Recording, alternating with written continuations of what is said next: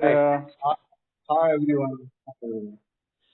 मैं आप सबका रिवाइवर ग्रुप के इस ऑनलाइन मीटिंग में तहे दिल से स्वागत करता हूँ। ये नया इनिशिएटिव है रिवाइवर ग्रुप का, लॉकडाउन के बाद लगभग 4 साल के बाद, और आज हमारी पहली मीटिंग है। सो दोस्तों, we will start our meeting with serenity prayer. मैं बोलूंगा, आप मेरे पीछे ना।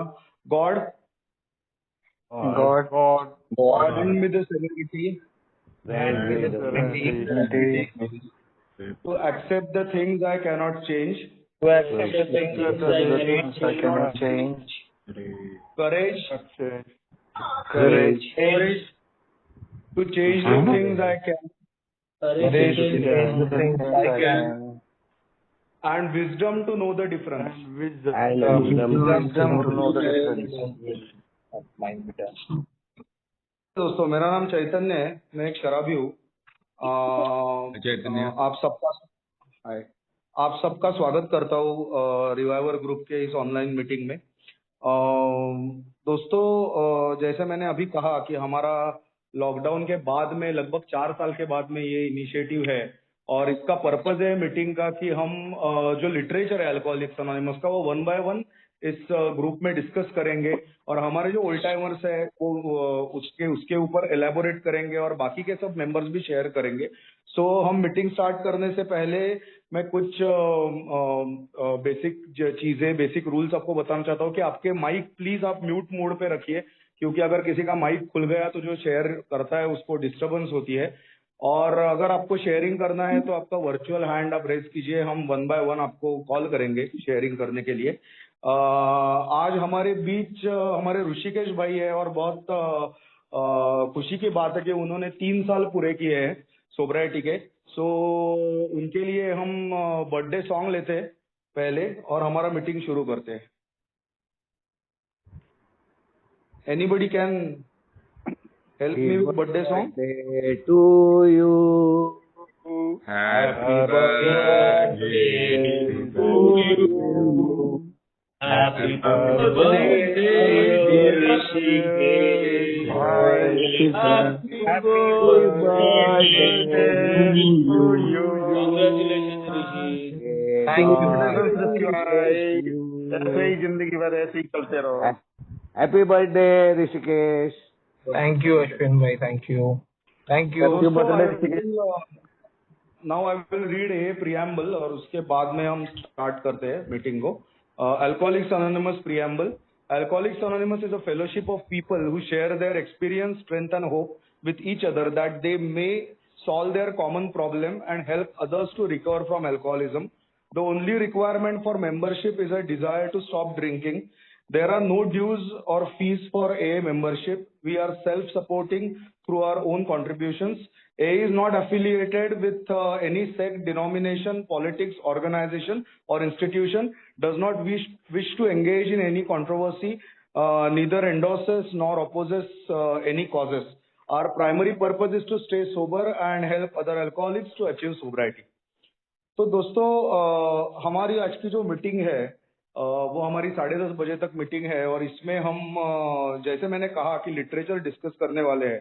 सो we will start with the book 12 by 12। हम ये जो किताब है 12 स्टेप्स एंड 12 ट्रेडिशंस, उससे आज शुरुआत करने वाले हैं। हमारे मीटिंग का पैटर्न ये रहेगा कि एक पेज मैं पढ़ूंगा जो स्क्रीन पे भी मैं डिस्प्ले करूंगा, और उसके बाद में मैं पूषण को हैंड ओवर करूंगा, वो उसके ऊपर शेयर करेंगे, और बाकी सब मेंबर्स को भी हम अपॉर्चुनिटी देंगे उनके व्यूज शेयर करने के लिए। और उसके बाद में लगभग 10:15 को हम ये शेयरिंग एंड करके 15 minutes we will keep it for question and answers, और sharp 10:30 we will close our meeting.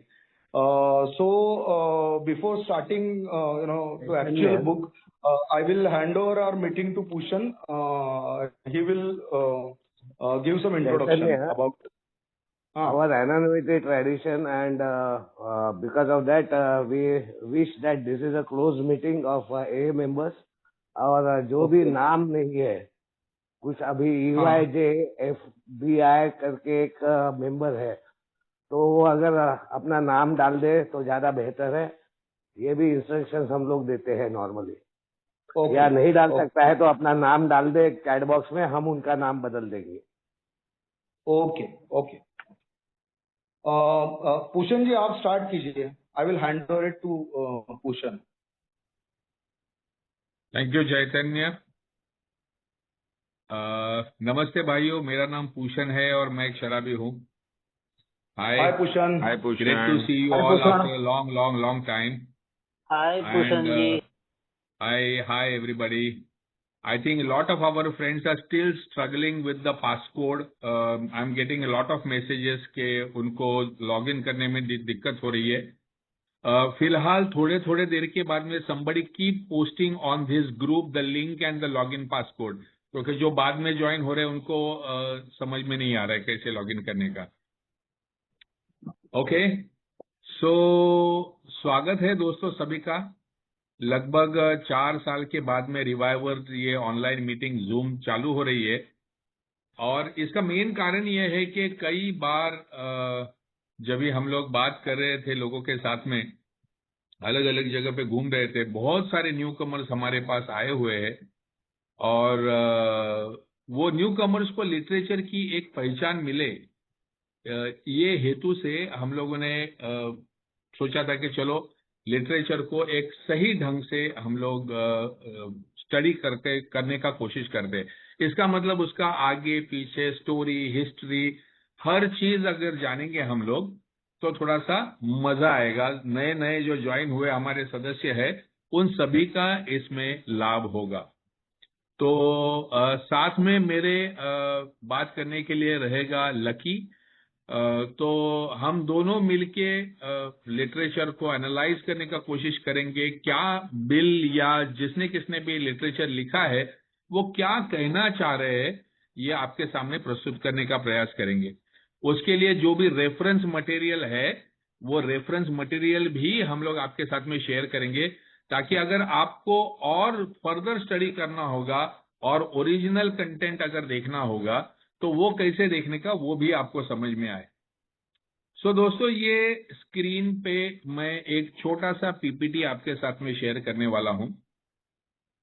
ये हिस्ट्री, ये जो किताब है 12 स्टेप 12 एडिशन, ये किसने लिखा है आपको पता है?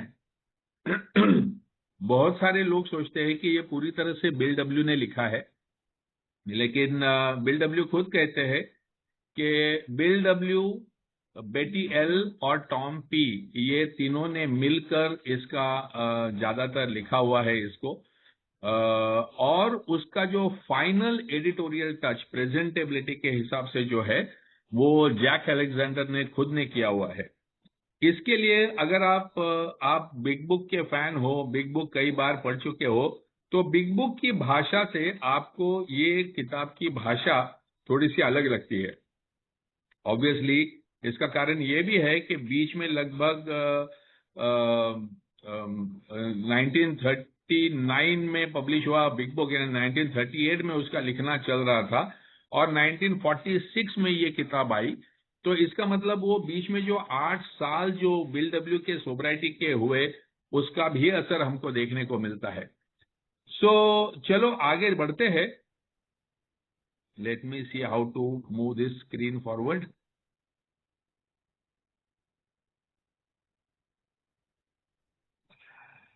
ओके, तो आप सभी जानते हो कि 1934 दिसंबर 11 को बिल डब्ल्यू सोबर हो गए, और फिर 6 महीने के प्रयास करने के बाद में जब एक भी व्यक्ति सोबर नहीं हो रहा था, वो टाइम पे जब वो एक्रोन में एक बिजनेस डील के लिए गए थे, हेनरिएटा साइबरलिंक के घर पर उनकी मुलाकात हुई और 10 जून से डॉक्टर बॉब भी सोबर हो गए। उसी दिन को 10 जून को हम लोग अपना एए का फाउंडेशन डे जानते हैं, मानते हैं। उसके बाद में लगभग 1937 में एक्रोन में लगभग 17 लोग मिले थे और उन्होंने एक रिव्यू लिया कि हम लोगों ने क्या हासिल किया, और एक बात रियलाइज हुई कि सभी लोग बहुत एक्साइटेड थे, बहुत हैप्पी थे कि हम जो we were condemn to drink and die, ऐसे हम जो लोग हैं, ये 17 लोग ये बच चुके हैं। इसका मतलब हमारे पास में एक विशेष कार्यक्रम मिल चुका है और ये कार्यक्रम ये दुनिया भर फैलना चाहिए, ये उनके विचार थे। उनको ऐसे लग रहा था कि ये कार्यक्रम के बारे में जब भी बड़े बड़े इंडस्ट्रियल्स को पता चलेगा तो ढेर सारा पैसा आएगा, उससे हम हॉस्पिटल्स खोलेंगे, अल्कोहलिक के फैमिलीज के लिए हम लोग चैरिटीज और फंड्स बनाएंगे, अलग अलग अलग एजुकेशनल प्रोजेक्ट वगैरह उनके सामने सपने आए। और साथ ही साथ में उनके मन में एक और भी ख्याल आया कि हम अपनी कहानी लिखेंगे।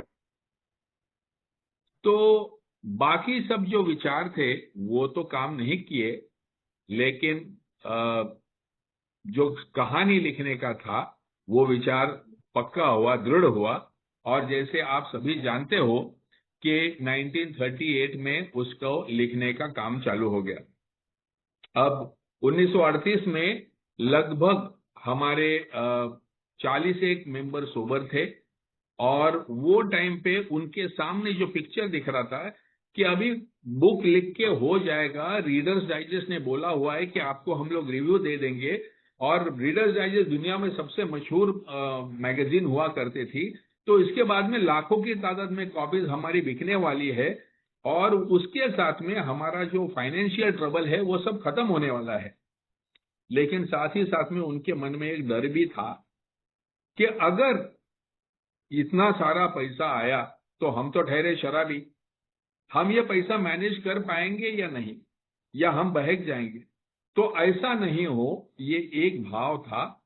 और दूसरा भाव था कि वो टाइम पे रॉकफेलर एक बहुत बड़ी ऑर्गेनाइजेशन थी, बहुत बड़ी कंपनी थी और उनकी चैरिटीज बहुत बड़ी हुआ करती थी। तो बिल डब्ल्यू के मन में एक विचार ये भी था कि अगर कोई भी बड़ी कंपनी एक बड़ा फंड चैरिटी हमको खर्चा करने के लिए देने का होगा तो वो सिर्फ बेवड़ों के हाथ में पैसा देंगे क्या? शायद नहीं देंगे। इस हेतु उन्होंने अल्कोहलिक फाउंडेशन की निर्माण किया। इसमें क्लास ए और क्लास बी ट्रस्टीज हम लोगों ने अपॉइंट किए। तो class A was for amateurs and class B was for buzzards, यानी जो शराब पीकर, शराब से लड़कर अपनी सोबराइटी लेकर आए हैं, ये क्लास बी ट्रस्टीज, और जो सिर्फ हमारी श्रद्धा है इस कार्यक्रम के प्रति, हम सपोर्ट करना चाहते, मदद करना चाहते, वो क्लास ए ट्रस्टीज। तो ये दोनों की मिलके अल्कोहलिक फाउंडेशन बनी और एक ट्रस्टीशिप बनी। उसके बाद में जब 1939 में बिग बुक छप गया, दोस्तों ये किताब का जो फाइनल ड्राफ्ट था वो लेके जब भी रीडर्स डाइजेस्ट के एडिटर को मिलने को गए, तब तक वो पूरी तरह से पलट गए। उन्होंने कहा, हमने कभी कहा था कि हम आपको बुक रिव्यू देंगे? हमने कोई ऐसी बात नहीं की थी। और सब लोगों ने सर को हाथ लगा दिया कि अगर रीडर्स डाइजेस्ट पब्लिश नहीं करेगा, बुक रिव्यू नहीं देगा, तो दुनिया भर हम ये किताब जाएगी कैसे? और हमने अभी 10,000 क्वांटिटी छाप के रखी है, इसका बहुत बड़ा कर्जा हो चुका है और ये पैसा देने के लिए हमारे पास पैसा नहीं है। और ऐसे में अगर ये हुआ तो क्या करेंगे? सब लोग बड़े परेशान थे। उन्होंने अलग अलग वर्तमान पत्रों को बात करना शुरुआत किया।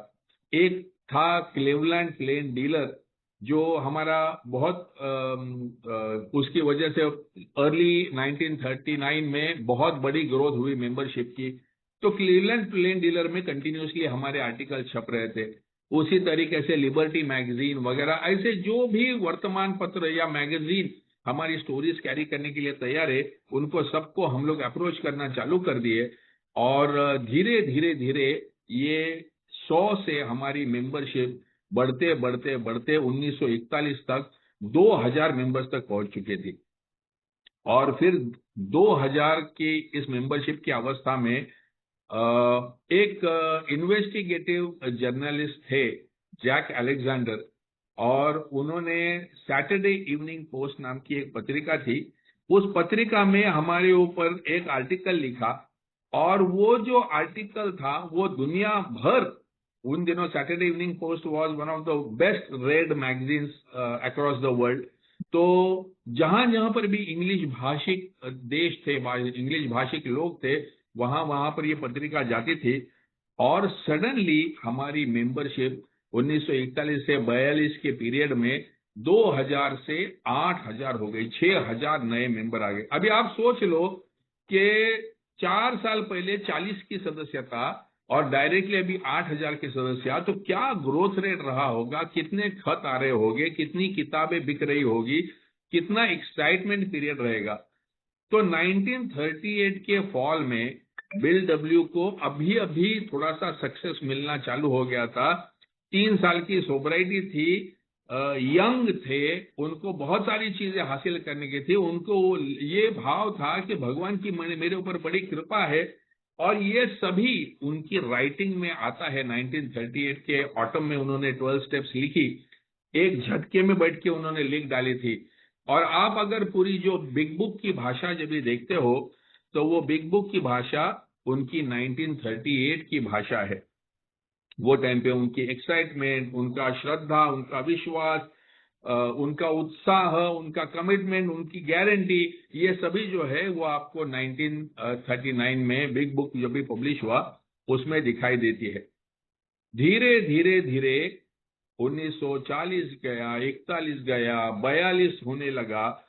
अभी हजारों की तादाद में कॉपीज हमारी बिग बुक की बिक रही थी। बिल डब्ल्यू खुद कहते थे कि हर साल tens of thousands of members, यानी 10,000 लोग हमारे साथ में जुड़ने लगे थे। क्योंकि जब भी वो हिस्ट्री का ए कम्स ऑफ एज में बड़ी खूबसूरती से वो उन्होंने, बिल डब्ल्यू ने 3 लीगेसीज का उनका टॉक है, उसके ऊपर बात करते हुए बिल डब्ल्यू कहते हैं कि 1935 से लेके 1939 का जो पीरियड है, that was our startup phase. उन्होंने स्टार्टअप ये यूज नहीं किया है, उन्होंने पायोनियरिंग डेज का शब्द यूज किया है। यानी हम लोग स्ट्रगल कर रहे थे, हम लोग धड़पड़ा रहे थे, हम लोग को मालूम नहीं था हम कैसे चलने वाले हैं।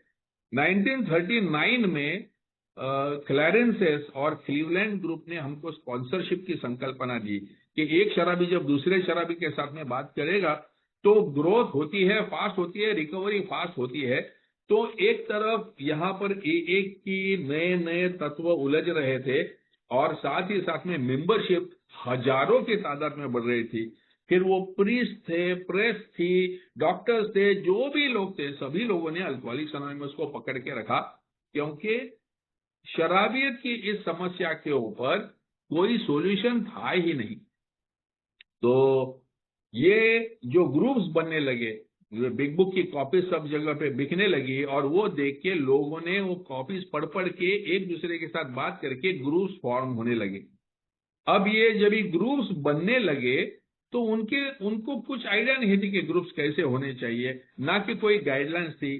तो बहुत सारी गड़बड़ी होने लगी। कोई अपना फोटो पेपरों में छापने लगा, कोई रेडियो पे इंटरव्यू देने लगा, कोई शराब बनाने वाली कंपनियों का ही स्पॉन्सरशिप लेने लगा। ऐसी सारी कंफ्यूजन में से फाइनली बिल डब्ल्यू को रियलाइज हुआ कि ढेर सारे प्रॉब्लम्स, जब भी झगड़े होते थे, कंप्लेंट्स होती थी, तो सब लोग खत लिखते थे सेंट्रल ऑफिस को।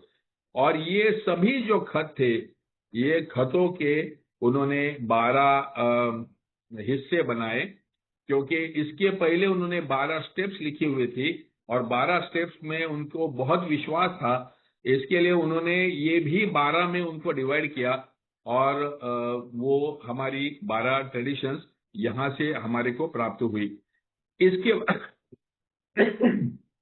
सॉरी, इसके बारे में अगर ज्यादा जानकारी चाहिए होगी तो नीचे ये ब्रैकेट में दिए हुए AACOA यानी AA comes of age, page number 187, 192, 193, 198, 204, इसमें और 213 पे भी है। फिर PIO ये किताब है, पास इट ऑन, इसमें 305, 306 पेज पे आपको इसका ये रेफरेंस मटेरियल मिलेगा।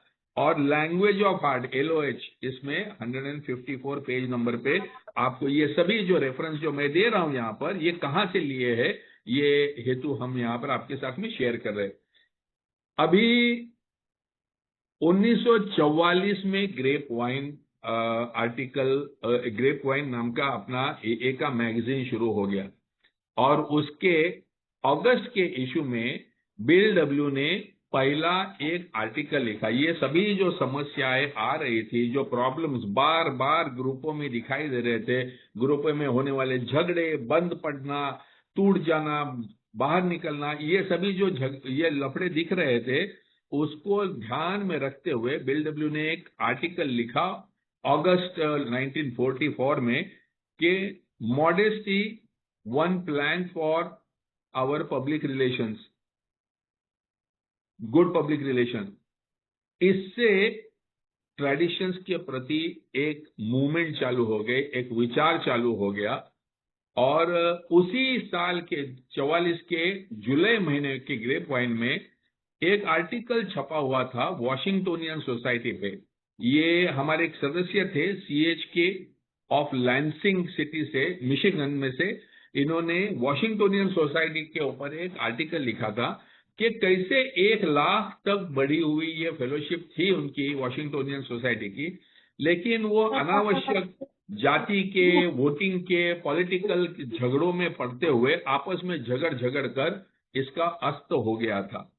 तो उन्होंने ये गाइडिंग प्रिंसिपल दिया था कि बिल डब्ल्यू ने इस आर्टिकल को अपना बेस बनाया कि अगर ये गलतियां हमें नहीं दोहरानी है और हमें अगर अपना फ्यूचर अगर सही बनाना है, तो मॉडेस्टी यानी ह्यूमिलिटी, ये हमारा बेसिक प्रिंसिपल होना चाहिए। 1946 में अप्रैल महीने में ग्रेप वाइन ने और एक आर्टिकल 12 ट्रेडिशंस के ऊपर प्रेजेंटेशन किया, और वहां पर बिल डब्ल्यू ने इसका टाइटल दिया था an Alcoholics Anonymous tradition of relations, 12 points to assure our future. इन्होंने कहा कि हमारी जो भी समस्याएं होंगी, ये 3 प्रकार की समस्याएं होगी। एक ग्रुप में अंदर के अंदर मेंबरों के बीच में होने वाली रिलेशंस, एक ग्रुप का बाकी फेलोशिप के साथ में होने वाले रिलेशंस, और हमारी फेलोशिप का बाहर का जो विश्व है इनके साथ में होने वाले रिलेशंस। तो ये 3 टाइप के रिलेशनशिप्स के हमारे पास प्रॉब्लम्स होते रहेंगे, और अगर हम ये 12 तत्वों का पालन करेंगे, ये 12 पॉइंट्स, तो हमारा फ्यूचर निश्चित है। इन्हीं को बाद में जाकर हमने अडॉप्ट कर दिया the long form of traditions. 1947 में यहां पर भी आपको दिखाई देता है AACOA, LOH और GV। GV stands for grape wine, LOH for language of the heart. 1947 में ग्रेप वाइन के दिसंबर के इशू में एक नोटिस आई कि 48 पन्नों का एक पैम्पलेट AA के ट्रेडिशंस के ऊपर आपको भेजा जा रहा है, कृपया ये पढ़े और आपका फीडबैक दे।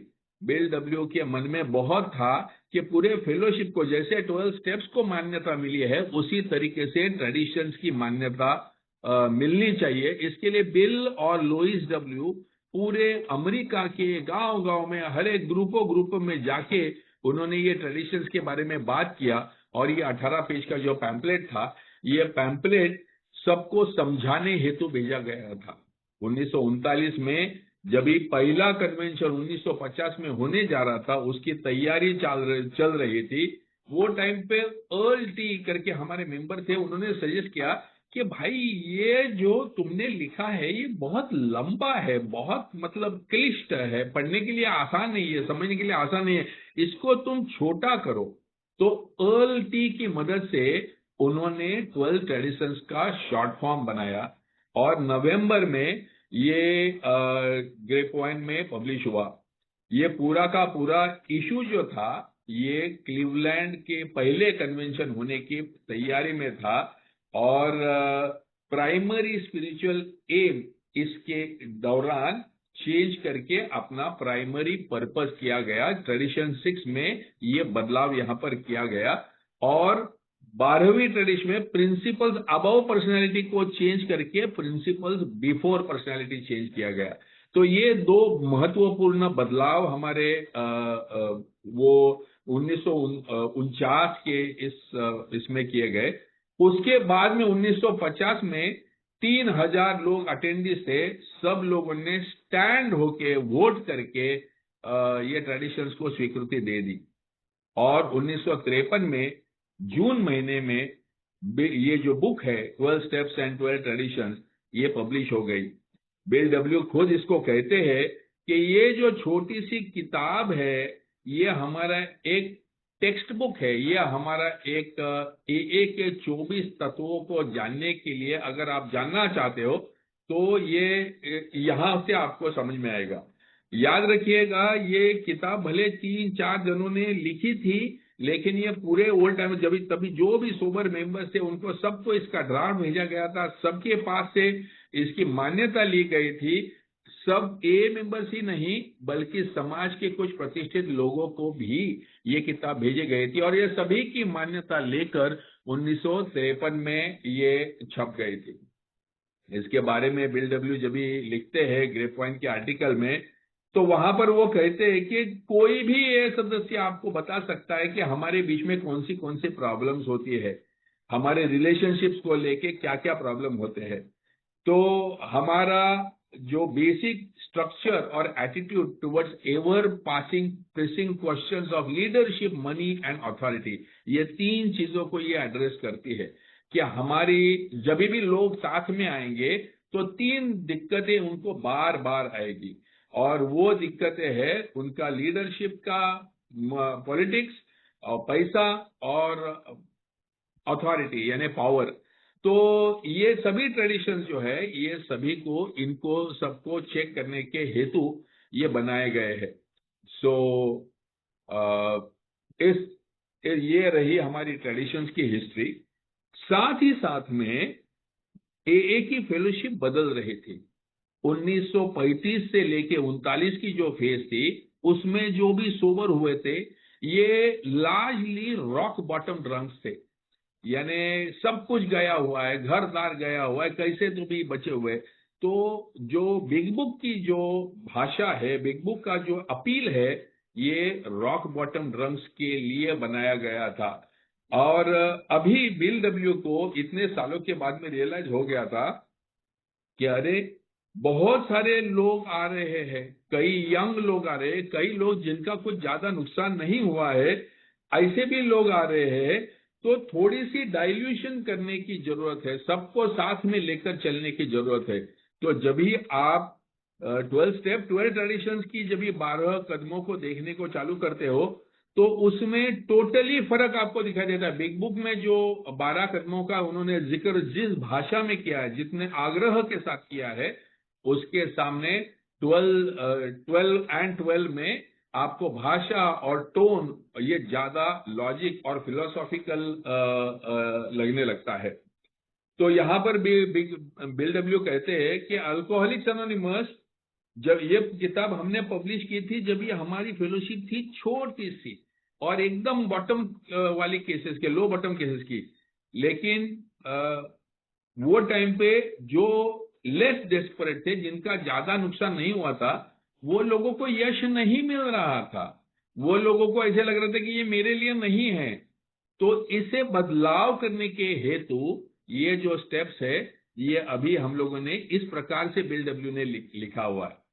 तो बिल डब्ल्यू कहते हैं कि A is now composed of growing number of alcoholics who still have their health, families and jobs, जिनकी अभी तक नौकरियां है, सेहत बनी हुई है और फैमिलीज भी उनकी इंटैक्ट है, ऐसे लोग अभी आ रहे हैं।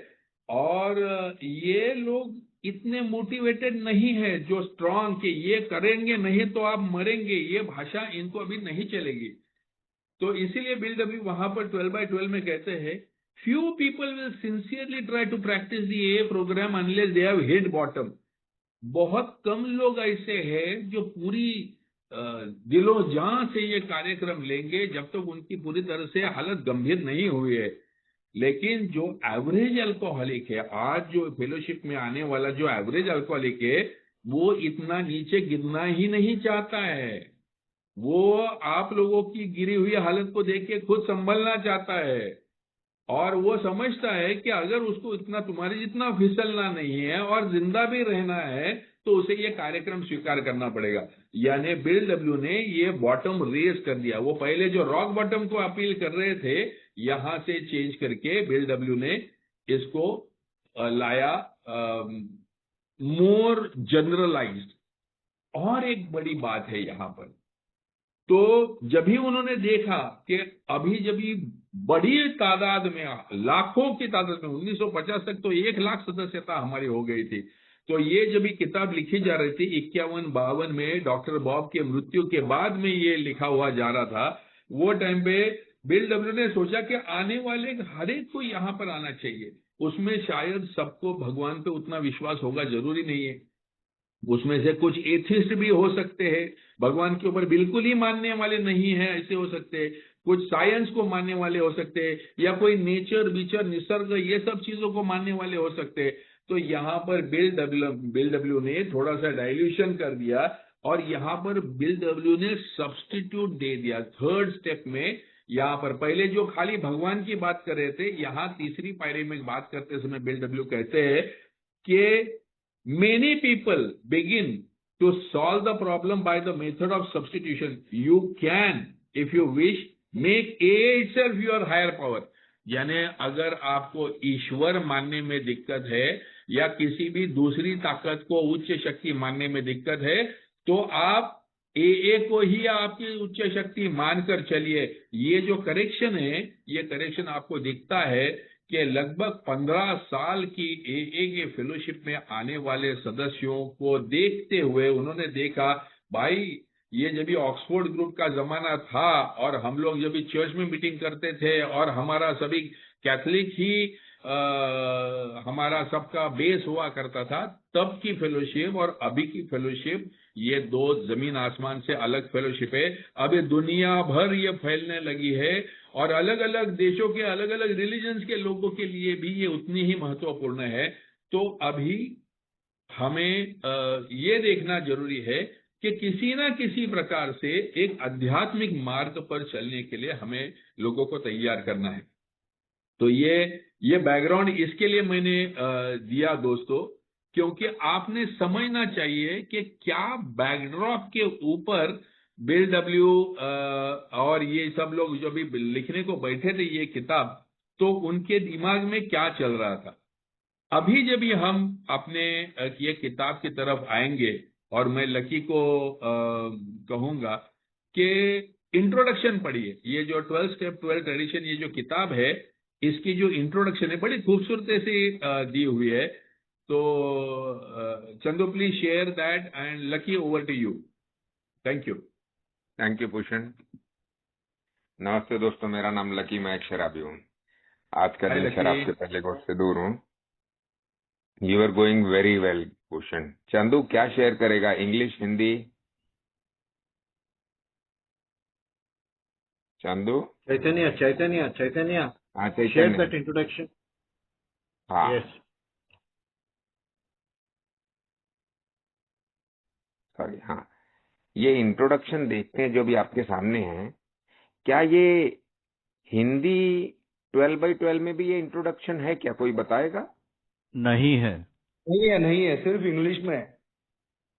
अच्छा, तो ये सिर्फ इंग्लिश में इंट्रोडक्शन है। जब भी हमने ट्रांसलेट किया भाषा में, तभी इंट्रोडक्शन का ट्रांसलेशन शायद हम भूल गए होंगे, या कोई और कारण भी हो सकता है जो मुझे ज्ञात नहीं है। तो मैं इसका गूगल ट्रांसलेशन आपके सामने रखता हूं। मुद्दा भूषण ने बहुत इलाबोरेटली एक सुलझे हुए तरीके से हमारे सामने जो तत्व रखे, उसी को अगर हम उस विचार को पकड़ के रखें, और विचार ये था कि हम शराबियों को मिल कुछ नहीं रहा था, फिर कुछ मिल गया, और जहां से मिला वो धार्मिक तत्वों पे विश्वास करने वाला ऑक्सफोर्ड ग्रुप, और फिर उसके बाद में हमने जो अपने आप में पाया, और जो विचारों के साथ उसको आगे बढ़ाने की कोशिश की, और जैसे जैसे आगे बढ़ता गया वैसे वैसे वो बनता गया। लेकिन जैसे आमतौर पे होता है, हम सभी की, मैं ये प्रीफेस का थोड़ा हिस्ट्री बताना चाहता हूँ। हम सभी जब कोई एक काम कर लेते हैं ना, तो दोबारा जब उसके तरफ मुड़ के देखते हैं तो हमें फिर अपने काम में खामियां तो शायद नजर ना आए, लेकिन हमें ऐसा जरूर महसूस होता है कि यार इसको थोड़ा सा खुलासा करना चाहिए था, इसको थोड़ा सा ना और उदार रखना चाहिए था। कई जगह पे जो हमारी पुरानी मानसिकता थी, क्योंकि हमको ये ध्यान में रखना चाहिए कि कुल मिला के 60 लोग थे पहले, और सभी अपनी अपनी सोब्राइटी के लिए धड़पड़ा रहे थे। सभी बॉटम वाले केसेस थे। बिल की भी कहानी जब आप पढ़े तो बिल भी कोई वेल ऑफ थे नहीं, लुइस काम कर रही थी। और ऐसे में वो भाषा से लेकर के और भविष्य का विचार करना कि भाई आज से 20 साल बाद, 50 साल बाद या 100 साल बाद जब लोग पढ़ेंगे तो इसको कैसे पढ़ेंगे, कैसे सोचेंगे, वो कोई चीजें ध्यान में नहीं आई।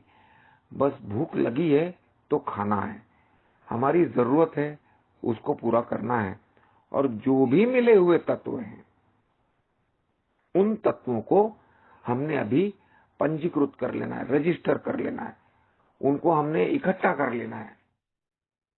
और वो कोशिशों के बाद जैसे जैसे ए में और लोग आते गए, 60 के 100 हुए, 60,000 हुए, लाख हुए, और बिल ने भी खुद अपनी रिकवरी में अपने बदलते हुए नजरिए को देखा। हमारे प्रोग्राम का जादू तो है ही ना, वो पर्सनालिटी में, व्यक्तिमत्व में चेंज ले ही आता है। और हमको ये भी समझना जरूरी है कि जब ये किताब लिखी गई थी तो हेतु क्या थे। तभी बिल के तो जैसे भूषण ने बताया बहुत बड़े ख्यालात थे। वो तो पूरी दुनिया को बदलना चाहता था और जल्दी से करना चाहता था। लेकिन बिल भी जब इन कदमों पे चलने लगा, इनको प्रैक्टिस करने लगा, तो प्रैक्टिस में वो जादू आया कि बिल का देखने का भी नजरिया बदला। और हम जानते हैं कि तब तक 60,000 लोग हो चुके थे, और बिल लिखता है, इसी प्रीफेस में ही लिखता है कि अगर मैं उसमें एक लाइन भी बदली करना चाहूं ना तो क्या हंगामा हो जाएगा, मुझे लोग करने नहीं देंगे। तो अभी लाइन तो बदली हो नहीं सकती।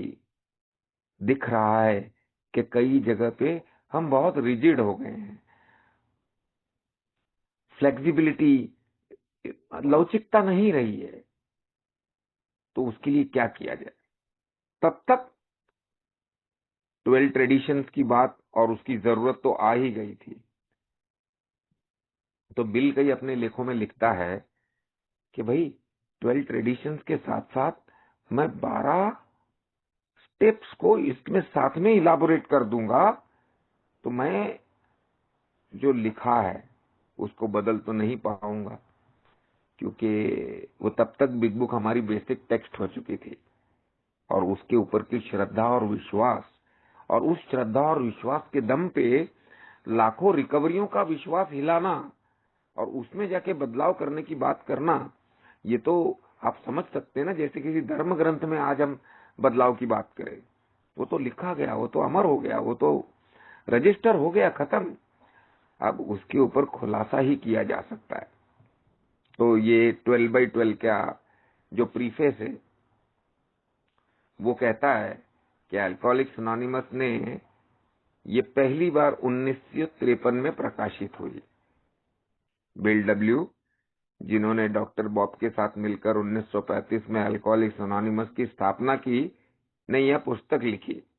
यह पुस्तक लिखने में जिन्होंने मदद की उसका वर्णन भूषण ने कर दिया है, ताकि यह 18 वर्षों के सामूहिक अनुभव को साझा कर सकें कि कैसे ये सदस्य ठीक होते हैं और हमारा संगठन कैसे कार्य करता है। आप देखेंगे ये प्रीफेस में ट्रेडिशन का इंट्रोडक्शन आ गया। हमारा संगठन कैसे कार्य करता है ये आपको बिग बुक में नहीं मिलेगा। बिग बुक में आपको विजन फॉर यू मिलेगा कि व्यक्तिगत इंडिविजुअल कैसे कार्य करता है। उसके जीवन में बदलाव आने के बाद में वो औरों के जीवन में बदलाव लाने के लिए क्या करता है, वो विजन फॉर यू में तो क्लियर था, लेकिन अब संगठना का स्वरूप आ गया था। तो हमारा संगठन कैसे कार्य करता है, हाल के वर्षों में कुछ एक सदस्य और मित्रों ने पूछा कि क्या पुस्तक की भाषा, मुहावरे और ऐतिहासिक संदर्भन को बदलना उचित होगा ताकि संगठन की छवि अधिक समकालीन हो सके। ये बात हो रही है अपने बिग बुक की। हालांकि क्योंकि इस पुस्तक ने कई शराबियों को स्वस्थ होने में मदद की है, संगठन के भीतर इसे बदलने के खिलाफ मजबूत भावना है। ये जो मैं बात कर रहा था ना बिग बुक की, ये 12x12 के प्रीफेस में ये आता है। एक्चुअली में वास्तव में 2002 के जनरल सर्विस कॉन्फ्रेंस में भी इस मुद्दे पर चर्चा हुई और सर्वसम्मति से अनुशंसा की गई। बिल डब्ल्यू द्वारा लिखी गई पुस्तक 12 चरण और 12 परंपराएं का पाठ जैसा है वैसा ही बना रहे, ये मान्यता देते हुए कि संगठन चाहता है कि बिल की लिखावट मूल रूप से संरक्षित रहे। अब देखिए, पहले हम बात कर रहे थे बिग बुक की, अब ये प्रीफेस में हम बात कर रहे हैं 12x12 की, क्योंकि 12x12 भी तो 1953 में प्रकाशित हुई और 1953 से लेके 2000 आने तक बहुत बदलाव हो गए थे। फिर भी इसका ध्यान केंद्रित करते हुए इसमें मूल भाषा का अपडेट और फुटनोट लिया गया है। हम आशा करते हैं कि इन पृष्ठों में कैद ए अग्रदूतों का सामूहिक आध्यात्मिक अनुभव शराबियों और ए के मित्रों को हमारे कार्यक्रम के सिद्धांतों को समझने में मदद करता रहेगा। ये था इस इंट्रोडक्शन का एक रफ हिंदी अनुवाद। और ये अब हिंदी ट्रांसलेशन में क्यों नहीं है, ये विषय शायद और हमें गहराई से देखना पड़ेगा, बट लेकिन फिर भी हमारा जो कलेक्टिव एक्सपीरियंस था, जो आध्यात्मिक अनुभव था, वो आध्यात्मिक अनुभव ये ए के जो पायनियर्स हैं, हम ए के पायनियर्स फाउंडर्स कहते हैं बिल और बॉब को, और जो शुरुआती के जो सारे लोग थे उनको हम पायनियर्स ही कहते हैं, ताकि ए के इन तत्वों को हम समझ सके। अब अगर हम इसके आगे चले प्रीफेस के पोषण, तो क्या हम उस तरफ जाना चाहेंगे जहां पे बिल हमको ले जाना चाहता था, जहां पे बिल ने एक बार तो 12 अपने बिग बुक के अंदर अपनी कार्यक्रम प्रतिक्रिया लिख दी, लेकिन लिखने के बाद उसको जब ये महसूस हुआ कि अभी तो और खुलासा करना बाकी था, यहां तो खुलासा किया ही नहीं। क्योंकि आमतौर पे अगर हम बिग बुक और 12x12 को जब एक तुलनात्मक दृष्टिकोण से देखेंगे कि प्रोग्राम तो वही है, लेकिन बिग बुक में क्या लिखा गया है और 12x12 में क्या लिखा गया है, तो बिग बुक जैसे लगती है कि डिजीज और हमारी समस्या को लेकर के बहुत अधिक महत्व दिया गया, और वो महत्व जैसे डॉक्टर सिल्फर का डॉक्टर्स ओपिनियन और इसको बीमारी पे जोर देने की जो हमारी तथाकथित बीमारी के बारे में बात करने की जो थी, वो सारी चीजें हमें बहुत गंभीरता से वहां दिखाई देती हैं। तो क्या एक छोटी सी तुलना उसकी भी हो जाए? सर्टनली, भूषण, सर्टनली आप वो क्योंकि स्क्रीन हमें शेयर करो। एक मिनट, अभी ये स्क्रीन शेयर करने का झमेला, लेट मी सी।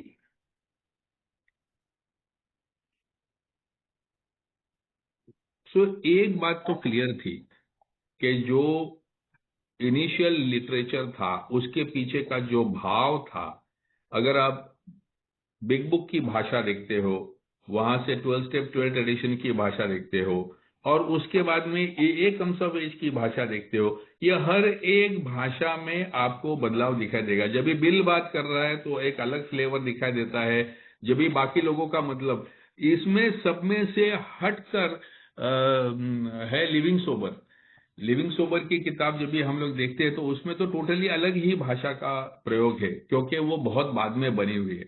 ये इंटरेस्टिंग है कि कौन से डिकेड में कौन सा पीस ऑफ लिटरेचर आया, कौन सा लिटरेचर कब आया। तो वो टाइम की जो मनस्थिति थी, वो टाइम की जो कॉन्ट्रीब्यूटर्स थे ये लिटरेचर बनने के पीछे, उनका वो असर वहां पर दिखाई देता है। So I will share this. Stop this screen share. हाँ, Screen is visible? Yes. Okay. ये एक ब्रीफ छोटा सा टेबल है जिसमें बिग बुक का फोकस और 12x12 का फोकस, जो अभी भूषण बात कर रहा था, क्योंकि समय के साथ हमारी जो मैच्योरिटी आती है, हमारे अंदर जो समझदारी आती है, वो समझ में आती है। तो अगर हम एक स्टेप बाय स्टेप एक हल्की सी नजर मारे मोटे मोटे तौर के ऊपर, क्योंकि बाद में तो हम आगे जाएंगे ही, फिर जब हम किताब में घुसेंगे तो उसके इलाबोरेशन में घुसेंगे। तो बिग बुक का फोकस स्टेप 1 में पावरलेसनेस ओवर अल्कोहल, होपलेसनेस, हमें घुटने टेकने पड़ेंगे, must admit defeat, craving, obsession, medical proof और स्टोरीज, ये सारा का सारा हम बिग बुक का फोकस देखते हैं। अब इसके सामने जब हम 12x12 में आते हैं तो यहाँ पे हतबलता, जिसको हम कहते हैं शक्तिहीनता, शक्तिहीनता को एक्सपांड कर दिया बिल ने, उसमें अहंकार को और सेल्फ विल को भी डाल दिया कि मैं अपने ईगो के आगे भी पावरलेस हूं, मैं सेल्फ विल मेरी चलाता रहता हूं। ह्यूमिलिटी वर्सेस ह्यूमिलिएशन का खुलासा आपको पहले स्टेप में देखने को मिलता है। Emotional sobriety starts here. तो अगर पहले कदम में ही मोटे तौर के ऊपर मैं देखना चाहूं इसको, तो एक तरफ तो समझ में आता है गंभीरता, घुटने टेक देने की बात, मेडिकल प्रूफ देना, क्रेविंग और ऑब्सेशन, और उसके सामने जब उसको विस्तृत रूप से किया गया तो बहुत सारी ऐसी चीजें साथ में सम्मिलित की गई जो भूषण कह रहा था ना, कि जो हाई बॉटम केसेस हैं, जिनके पास शायद अभी भी पीने का चॉइस है, क्योंकि पहले 60 लोग तो हॉस्पिटल के बेड से ही आए हुए थे, घरदार से बाहर फेंके हुए लोग थे, उनके लिए वो सब मस्ट। कई मेरे दोस्त बोलते हैं कि बिग बुक में कितने मस्ट हैं, यहाँ पे शायद आपको मस्त नहीं दिखेंगे। तो ये पहले कदम का एक तुलनात्मक नजरिया था। दूसरा कदम क्या कहता था? तो फर्क वहां पर ये दिखता है कि पहले इसमें फोकस पूरी तरह शराब के ऊपर है, शराब के ऊपर का होपलेसनेस, शराब के ऊपर का पावरलेसनेस, शराब के सामने डिफीट करना, शराब का क्रेविंग, यानी एवरीथिंग अल्कोहल सेंटर्ड है बिग बुक में फोकस। वेरएज 12 स्टेप्स 12 ट्रेडिशन में ये ज्यादा पर्सनैलिटी की तरफ फोकस आता है। तब तक आप देख सकते हो कि बाकी भी एडिक्शंस, जब आप 1951-52 में देखते हो तो ढेर सारे नारकोटिक वाले भी मीटिंग्स में आके बैठते थे, बाकी सब एडिक्शन वाले भी आके बैठते थे। तब तक ये बात समझ चुके थे ये कि ये एडिक्शन सिर्फ शराब के प्रति नहीं, बल्कि किसी भी प्रकार का जो कंपल्शन है उसके ऊपर ये काम करता है। ये 12 स्टेप्स काम करती है, क्योंकि basically they work on your personality, आपकी पर्सनैलिटी के ऊपर ये काम करते हैं। और पर्सनैलिटी का बेसिक प्रॉब्लम कहाँ है? तो वो है ईगो और सेल्फ विल। जो दुनिया ने सही ढंग था जीने का बताया हुआ, वो ढंग के खिलाफ जाकर हम जो जिए हुए हैं अपने ही तौर तरीकों से, कोई भी हमारा नैतिकता का मूल्य का न पालन करते हुए हमने जो जिया हुआ है, तो उसके ऊपर यहां पर फोकस है। And that is why the focus is on humility, कि अगर आप ये खुद की छोड़ोगे नहीं तो आपको छुटका मिलेगी नहीं, आपको शांतता मिलेगी नहीं। यहां पर फोकस सेरेनिटी की तरफ, पहले सिर्फ मध्य मुक्ति की तरफ फोकस था, यहां पर फोकस इमोशनल सोबराइटी की तरफ आ गया है।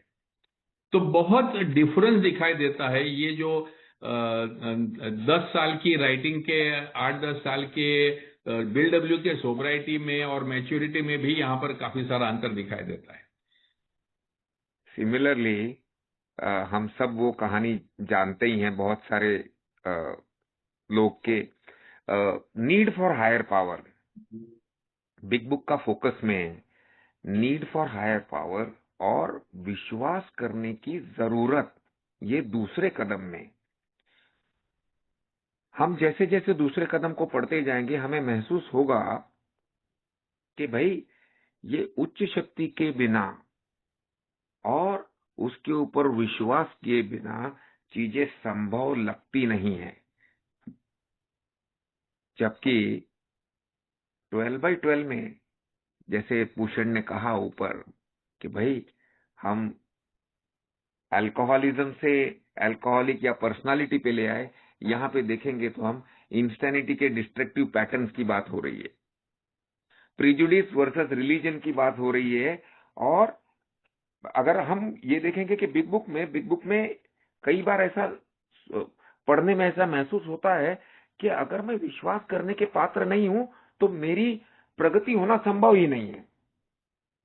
जबकि यहाँ पे ग्रोथ इज ग्रेजुअल, कि हम धीरे धीरे आते आते हम समझने लग पड़ते हैं कि हमारी जो इंसानिटी है वो इंसानिटी को समझना ज्यादा जरूरी है, जबकि इसकी तुलना में हायर पावर को समझना बिग बुक कह रहा था। Sanity is equal to freedom from obsession. अब यहाँ पे फ्रीडम फ्रॉम ऑब्सेशन की बात ही नहीं हो रही है, ग्रोथ इज ग्रेजुअल। भूषण, यहाँ पे भी मेरे को वही दिखाई दे रहा है।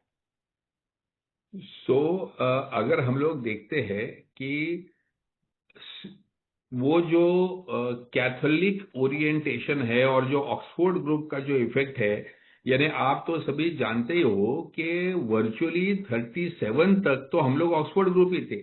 37 के बाद में जब भी हम लोग ऑक्सफोर्ड ग्रुप्स में बाहर निकल गए, शराबियों की अलग संगठन बनी, तभी हम लोगों के पास कोई नाम तक नहीं था। We were just known as nameless faceless bunch of drunks. तो हमारा कोई नाम भी नहीं था। वहां से जाके जब भी अल्कोहलिक्स एनोनिमस किताब छपी, तभी हमारे को वो किताब के ऊपर से नाम मिला।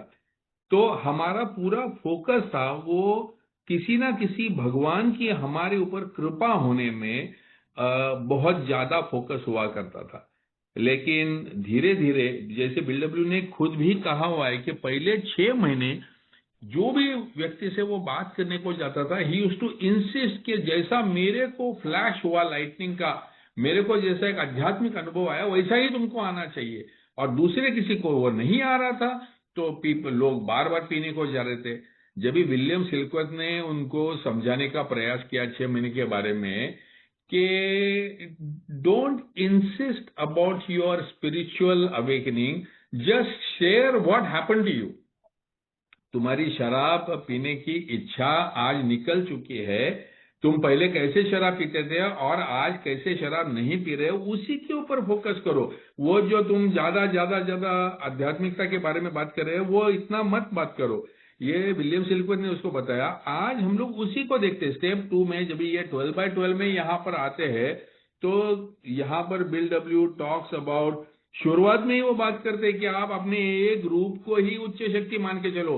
शायद सही ईश्वर समझने में आपको वक्त लगेगा, सही ईश्वर की तरफ जाने में आपको समय लगेगा, लेकिन फिलहाल आपके लिए एक बात जरूरी है, वो है आपका एक रूप। और इसी को आप आपकी उच्च शक्ति मानकर आगे चलो। धीरे धीरे धीरे आप श्रद्धा रखने को सीखोगे तो आपको हर प्रकार की श्रद्धा मिलेगी। फिर आपको आपकी रिलीजन की भी श्रद्धा मिलेगी और जो भी आपके मन में है वो भी आपको मिलेगा। सो दैट्स व्हाई वो जो सडन जो एक फ्लैश जैसा अनुभव से लेकर ये gradual experience, growth of spirituality के वहां पर बात करते हैं। और तीसरा कदम भी वैसे ही चल रहा है, जो डिसीजन लेने की बात और थर्ड स्टेप की प्रेयर, उसके सामने वैसे ही उदारता और वैसे ही खुलासा होता है कि यहाँ पे 1 डे एट ए टाइम के कॉन्सेप्ट्स आ गए। Decision must be taken and renewed daily, ego versus God, fear of surrender. मुझे ये जो तीसरे कदम पे दूसरे कदम का जो फ्लो था, जहां पे हमको वो निर्णय लेना था to turn over will and life over to the care of God, मुझे याद है भूषण, मैंने कहीं पढ़ा है कि वो शायद वो स्ट्रॉन्ग कॉफी वाला आर्टिकल था कि शुरुआत के आए हुए बंदे को उसको साक्षात घुटने टिकवा के उससे मत्था टेक के सरेंडर करवा के पहला दूसरा तीसरा स्टेप करवाया जाता था। बराबर। 1956 की बात है, strong coffee and weak coffee का वो आर्टिकल आया था। वो लोग कहते थे कि पहले जो भी एए में आता था उसको मार मचोड़ के उसको सोबर कर ही देते थे, यानी उसको वो हर एक स्टेप उसके पास से करवा ही लेना है, उसको साथ में घुमाना है। दूसरा, उसके जिंदगी में कोई प्रायोरिटी नहीं रहता था, एजेंडा ही नहीं रहता था, कैसे भी करके इसको शराब से दूर करना है, ऐसा उनका आग्रह होता था। धीरे धीरे धीरे जैसे लोग थोड़े से फ्लेक्सिबल हो गए, ब्रॉड हो गए, लाखों की तादाद में संख्या बढ़ने लगी, तो उनको रियलाइज हुआ कि ये तरीका शायद सबके लिए सही नहीं होगा। और यही फिर हमें चौथे कदम में दिखता है, जहाँ पे स्पेसिफिक रिटर्न इन्वेंट्री का जो हम अपने बिग बुक का टेबल देखते हैं। बिग बुक लिखने का उद्देश्य अगर सोचें, जो भूषण ने पहले बताया, तो बहुत सारी चीजें ना फाइनाइट हमको पढ़ने में मिलेगी बिग बुक में। इसके लिए बिग बुक में टेबल है, जबकि 12x12 में टेबल नहीं है। बिग बुक में सिर्फ हम लोग फियर, सेक्सुअल कंडक्ट, एंगर, इनकी बात करते हैं, resentment, fear and sex conduct. लेकिन यहाँ पर बिल डब्ल्यू उसको एक्सपांड करता है और सभी कैरेक्टर डिफेक्ट्स को साथ में लेता है, और वो बोलता है कि basically my instincts have gone haywire. मेरी जो मेरे अंदर का जो जानवर है वो जानवर जाग चुका है, मेरी इंस्टिंक्ट्स जो है वो पूरी ये हो गए। सो जहां देखते या मेरे ख्याल से कुछ लोगों का ऐसा मानना है कि बिल डब्ल्यू की जो साइकेट्रिस्ट लोगों के साथ में जो बातचीत हुई, जो चर्चा हुई, वो ही टाइम था जब भी सोशल साइंटिस्ट लाइक जेलेनिक वगैरह ये सब एए के संपर्क में भी आए थे। तो इन चीजों का इन्फ्लुएंस भी बिल डब्ल्यू के ऊपर रहा होगा, जहां पर थोड़े से प्रिंसिपल्स ऑफ साइकोलॉजी और फिलोसॉफी भी हमें 12 स्टेप 12 ट्रेडिशंस में देखने को मिलते हैं। सो वो बिग बुक पे जो विलियम जेम्स का इफेक्ट नजर आता है, जो सडन चेंज का, अब वो यहाँ पे एजुकेशनल वैरायटी के चेंज की तरफ जाती हुई नजर आ रही है। स्टेप 5 भी हमारा ऐसा ही था, admission to God and to another person. इसमें भी मैंने सुना है कि आमतौर पे शुरुआत के मेंबर सारे अमेरिका में कैथलिक, और उनमें कन्फेशन की भूमिका तो थी ही, और वो कन्फेशन की प्रथा को आगे लेते हुए सेम का सेम वैसे यहाँ पे करना तो संभव था नहीं, क्योंकि तभी तक स्पॉन्सरशिप का एक महत्वपूर्ण हिस्सा बन चुका था, जो कि सिर्फ स्टेप्स करवाने को ही नहीं, या शुरुआत के दिनों में ही मदद करने में नहीं, आगे भी चल करके एक लॉन्ग लास्टिंग रिलेशनशिप और एक चेन बनाने में काम के आने लग गया था। तो यहाँ 12x12 हमारे को ह्यूमिलिटी, साइकोलॉजिकल रिलीफ और रैशनलाइजेशन, जो हम वो अर्धा पल्ला हाफ मेजर्स करते हैं, उसके खिलाफ हमको वार्न करने लग गई। तो जो भूषण ने अभी बताया, जैसे वो कह रहे थे ना कि ऑक्सफोर्ड ग्रुप में सभी एब्सोल्यूट्स हुआ करते थे, तो वहां पर डिग्री ऑफ वेरिएबिलिटी नहीं थी।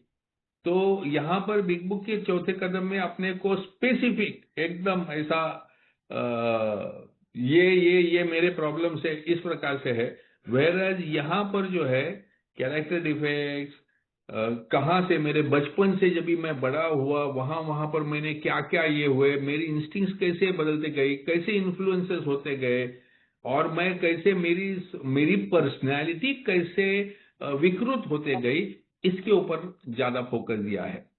उसी प्रकार से स्टेप 5 में अगर आप इधर देखते हो तो भगवान को रॉन्ग एडमिट करना, यानी भगवान से पेनेंस मांगना या मुझे माफी मांगना, और जो एब्सोल्यूट जो है वो दिखता है, another person, secrecy is fatal, choose someone trustworthy, इनके साथ में बात करो। वो टाइम पे कई बार फिफ्थ स्टेप ये प्रीस्ट के साथ में लेने की भी प्रथा हुआ करती थी, लेकिन धीरे धीरे वो बदल के वो एए मेंबर के साथ में ही स्पॉन्सर्स के साथ में करने की प्रथा हमारे पास में आ गई। और बताया गया कि ये करने से फायदा क्या है, तो तुमको साइकोलॉजिकल रिलीफ है, तुमको अच्छा लगेगा, तुम्हारी को ह्यूमिलिटी, तुम खुद को स्वीकार कर सकोगे। ये सभी जो तत्व है ये हमें यहाँ पर 5वें कदम में देखने को मिलते हैं। छठा और सातवां कदम बिग बुक में बहुत ब्रीफ है, जहाँ पे इसके ऊपर कोई खासा खुलासा नहीं हुआ। कई बार इतिहास में यहाँ वहां पढ़ने को मिलता है कि भाई बिल ने 12 कदम करने थे, इसके लिए शायद उसको डिवाइड किया, बट एनी विच वे। लेकिन अगर 6th एंड 7th स्टेप अगर हम बिग बुक का देखें, जो ब्रीफ पार्ट था, willingness to have defects removed and एक ट्रांजिशनल स्टेप की बात हो रही थी, मैं समझता हूं कि 12/12 का 6th एंड 7th स्टेप जो है उसमें ट्रिमेंडस डिफरेंस है। इतना डिफरेंस यहाँ पे बिल ने देखा कि the difference between men and boys, वो उसने स्टेप 6 दिस में इज डाल वेयर दिया। Men are separated from boys कहता है वो। हाँ, men are separated from boys कहता है। और मैं समझता हूँ आज की तारीख में भी हम भी जो अपना प्रोग्राम प्रैक्टिस कर रहे हैं वो समझते हैं कि फाइनाइट चीजों के ऊपर अपनी बिलीफ से इनफाइनाइट के ऊपर बिलीफ लेके जाने की जो वो क्रिया समझाने की बात करता है, that is mind boggling. Correct, आप पूछें 6 स्टेप में from finite absolutely. To infinite. So ये एक्चुअली ये जो दोनों ऐसे लिखे 6th एंड 7th स्टेप के, वो भी लंबे लंबे निबंध है, उसके साथ साथ पन्ने के उसने एक्सप्लेनेशन दिया ये दोनों स्टेप्स का। सो उसको शायद बिल को रियलाइज हुआ था कि बिग बुक में शायद उसको ये जो महत्वपूर्ण टप्पा है कि मेरा प्रॉब्लम सिर्फ शराब नहीं है, मेरा प्रॉब्लम मेरी पर्सनालिटी, अगर ये मानता हूं मेरी एडिक्टिव पर्सनालिटी है, तो कोई भी चीज वहां डालो मुझे प्रॉब्लम तो होना ही है। कोई भी मेरा डिफेक्ट ऑफ कैरेक्टर ले लो, वो मेरा लाइफ अस्त व्यस्त कर सकता है। इस बात का जो रियलाइजेशन है उसका एक्सप्लेनेशन यहाँ पर 6th एंड 7th में अपने को दिखता है। अनहेल्दी डिपेंडेंसीज, और हमारी डिपेंडेंसी से हमें फिर शराब से भले हम दूर रहें, लेकिन फिर वो सारी तकलीफें झेलने लगा देती हैं। और अभी देखो यहाँ पे 7th स्टेप में वहां ह्यूमिलिटी को एक लाइफ लॉन्ग गोल की तरफ, ह्यूमिलिटी ब्रिंग सेरेनिटी की तरफ ले आए। अब 8वां और 9वां कदम। बिल्कुल। एक पॉइंट अभी यहाँ पर अश्विन भाई ने भी शेयर किया कि ओरिजिनल जो इसकी स्क्रिप्ट थी वहाँ नीज पे आने की बात करते थे स्टेप 6 में, यानी जो मांगना है उसके लिए मुझे घुटनों पर टेक कर मुझे मांगना था।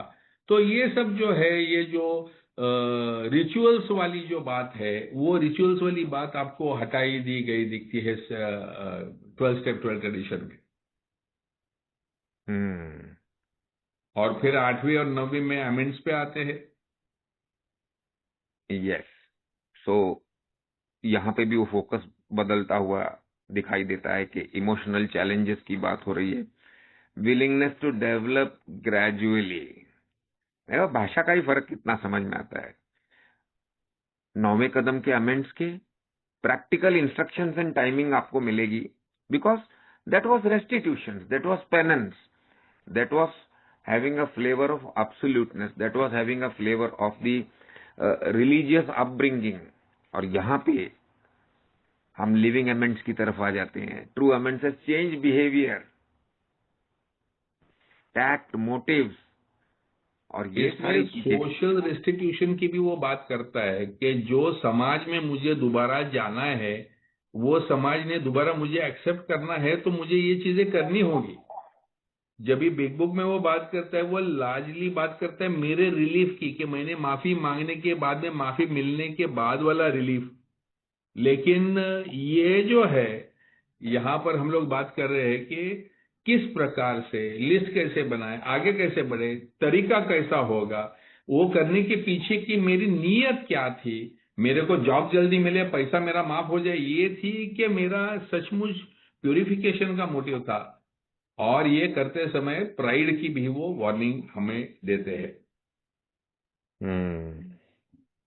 स्टेप 10 भी वैसा ही था ना, प्रॉम्प्ट एडमिशन ऑफ रॉन्ग और नाइटली रिव्यू सजेस्टेड, जो कि लाइफ लॉन्ग सेल्फ एग्जामिनेशन में, इमोशनल सोबराइटी में और सेल्फ राइटियसनेस के आगे हमें इशारा कर रहा है, खतरे की घंटी बजेगी। स्टेप 11,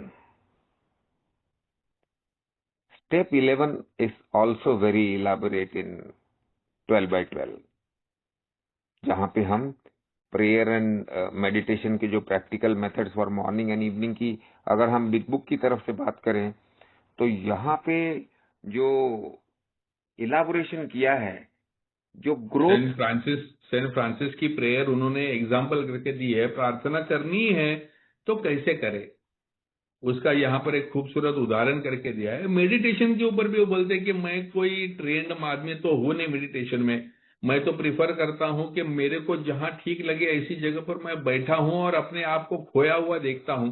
सो आसानी से आप प्रार्थना कर सके, आपके मन की उच्च शक्ति के साथ में आपका संभाषण हो सके, और वो संभाषण भी कोई मिरेकल वाला नहीं बल्कि अपने आप में बदलाव लाने वाला हो सके, और मैं अपने अंदर के तरंगों को शांत कर सकूं। ये इस प्रार्थना का भाव, ये आपको 12 स्टेप 12 ट्रेडिशन में दिखाई देता है। और इसी स्टेप 11 को वो ग्रोथ का स्टेप बोलता था हमेशा बिल, कि बाकी स्टेप्स तो ठीक है चलो, लेकिन अगर ग्रोथ तुम्हारे को चाहिए तो स्टेप 11 से आएगी, thought through prayer and meditation से। तो वो मेंटेनेंस के लिए जो जरूरी चीजें हैं उसके ऊपर अभी ज्यादा भर देने लग गया था, रेदर देन टॉप हैवी थी, अब हमारी 12x12 बॉटम हैवी होती जा रही है। स्टेप 12 में big book vision for you, step 12 में working with others, sponsorship and by working with others keep us sober. यहाँ पे ये डिफाइन हो रहा है spiritual awakening, having had a spiritual awakening की, love and service, humility through service, principle before personalities. Step 12 के ऊपर सबसे ज्यादा पेजेस हैं 12x12 में। बिल्कुल बिल्कुल बिल्कुल, यहाँ पर वो बात करता है joy of living, giving without rewards, love has no price tag, spiritual awakening को डिस्क्राइब करता है। सो बहुत सी अलग अलग डायमेंशन, एप्लीकेबिलिटी, क्योंकि मेरे ख्याल से यही समय था जब भी काफी सारे लोग उसको बोलते थे कि खाली शराब के लिए क्यों रखते हो, समाज के हर प्रॉब्लम के लिए तुम्हारी 12 कदम उपयुक्त है, तो सभी के लिए एक दरवाजा क्यों नहीं ये खोल देते हो। ये सभी शायद वही समय था, और उसको देखते हुए जब भी आप देखते हो तो यहाँ की जो आध्यात्मिक, वो जागृति की जो बात करता है, बदलाव की जो बात करता है, वो ऑल इनकम्पासिंग, ये जो मुझे प्राप्त हुआ है मैं जिंदगी के हर समस्या के साथ और हर जगह पर मैं इसे ले जा सकता हूं, उसकी बात करता है। तो बदलते वक्त के साथ जो आए हुए इन्फ्लुएंसेस हैं वो भी नजर आते हैं, खुलासा नजर आता है, थोड़ी उदारता नजर आती है, ताकि मध्यपाश की बीमारी से शिकार लोगों में हम अधिकतर तो हमारी परेशानियों के कारण ही कहीं मुड़ने का रास्ता या टर्निंग पॉइंट देखते हैं, लेकिन परेशानी को छोड़ के अगर बाकी चीजों की तरफ भी देखा जाएगा तो आज का भी एजुकेटेड पर्सन वो अगर 12x12 में दिए हुए इन खुलासों को पढ़ेगा तो उसको बहुत सारा आइडेंटिफिकेशन होगा। हालांकि उसने रॉक बॉटम भी हिट नहीं किया है, but now spirituality and spiritual awakening and spiritual growth is now our USP, ऐसा 12x12 में से मुझे महसूस होता है। यहाँ पर वो अपने को 2 स्टेपिंग के बारे में वार्न भी करता है कि अगर आप सिर्फ शराब से दूर हो गए हो, अस्त व्यस्तता मान ली है और डायरेक्टली संदेशा देने को जाते हो तो प्रॉब्लम होने वाला है भाई। यहाँ पर ये एक चेतावनी भी वो देता है। एंड ऑलवेज ही talks about making our life about give and take basis, ये ट्रांजैक्शनल या एक दूसरे को जो लेन देन जो है, ये कॉम्प्रोमाइज वाला जो लाइफ है उसके बारे में ये स्ट्रेस करता है कि अगर मुझे समाज में रहना है तो ग्रोइंग क्वालिटी ऑफ सैक्रिफाइस और compromise is the sign of maturity, वो साइन ऑफ मैच्योरिटी के बारे में बात करता है। तो इस प्रकार से हर प्रकार से भाषा में फर्क, उसके मतितार्थ में फर्क, और उसके निबंधों को जिस प्रकार से प्रेजेंट किया हुआ है वो एए के बदलते हुए चेहरे को समा के सभी के लिए उपयुक्त हो सके, इस भाषा का हमें प्रयोग यहाँ पर देखने को मिलता है। तो इसी के साथ इसी को यहाँ पर रोकते हैं और आगे चलते हैं प्रीफेस की तरफ। हमारा जो प्रीफेस है ये आप शेयर कर सकते हो क्या चैतन्य?